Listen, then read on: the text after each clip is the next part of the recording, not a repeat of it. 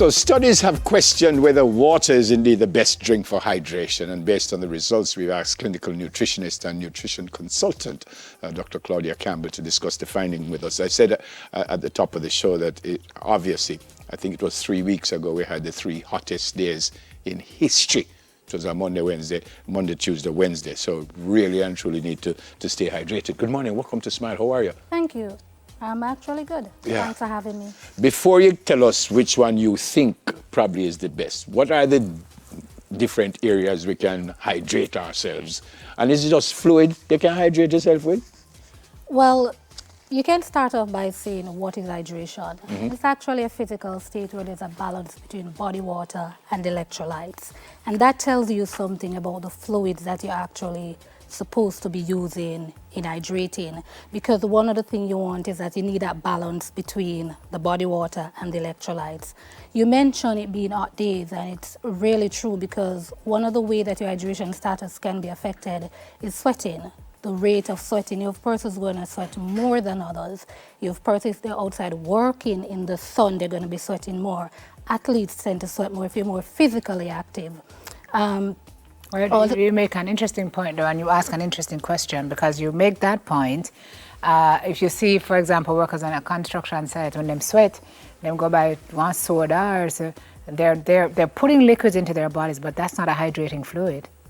Sodas, sugary drinks. They're going to get a bit of water from it, but because of the high sugar content, it's going to pose a problem. We have this huge thing going about sugar-sweetened beverages and how many of your calories are supposed to come from that, from the added sugar. It's also going to affect them in terms of the body is going to need to process that sugar.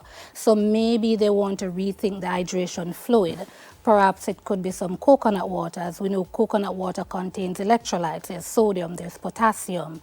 It could be some milk. It could be, you know, if they're into other things like blended fruits, you add water to the fruits, you blend the fruits, and fruits naturally contain water, so does our vegetables. Sorry to jump in, which is why I asked you if it's only fluids that can hydrate you, because like watermelon, them say full of water. So if I eat watermelon, it's the same thing I get like if I drink water. It's about 90% or more water, so you're going to get some fluid from it. What we need to do is, when it comes to hydration, we need to move away from that water-centric approach and approach it in terms of fluids. Where my total fluids coming from? Because when you're given a recommendation for total fluid intake, 20% of that is going to come from your food that you actually consume, which comes in fruits, vegetables. The other 80% is actually going to come from the actual fluids that you actually take in. How much water is too much water? I feel like this debate has been going on for years, but our kidneys can only take so much, right? So we hear 3 glasses, we hear 8 glasses, we hear 1 gallon, we hear 3 liters. What is it? Well, health experts, they tend to use a guideline. And it's a guideline because your fluid intake is going to change based on a number of factors. 1, it could be the temperature outside. 2, it could be how physically active you are. So they use a guideline, and they say like 11.5 cups for a female and 15.5 cups for a male. Pause. How much of that do you drink? 0? I drink coconut water. Doc? So, well, keep in mind though that 20% of that intake, again, is going to come from your food. The other 80% you're going to fill in with other fluids. But he's not drinking any water at all. But the thing is that maybe he drinks a cup of plain water, but he drinks coconut water. That's a fluid. That's a good substitute for water? I mean, when it comes to hydration, we think that we should get all of that 80% from plain water. We don't necessarily need to do that.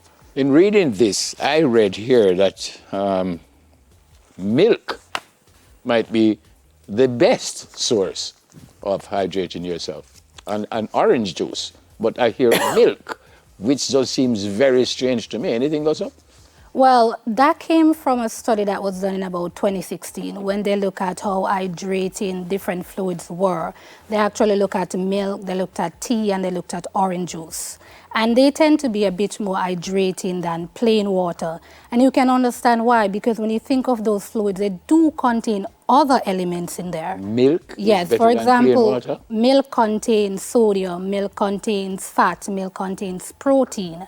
Because of the composition, it's going to sit in the stomach longer, so you have a bit more time for it to do its hydration. You pull more from it. It also contains sodium, which helps to pull water into the cells. So yes, I'm not surprised that milk is actually a bit more But they hydrating also than say plain milk water. is dairy, and many people say dairy is not good for you.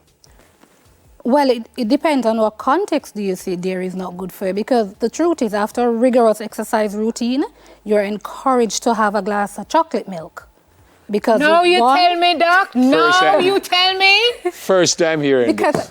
because it actually has, it replenishes you, it helps with the hydration factor, it contains carbohydrates, it contains protein, and those are the things that you need after a rigorous workout.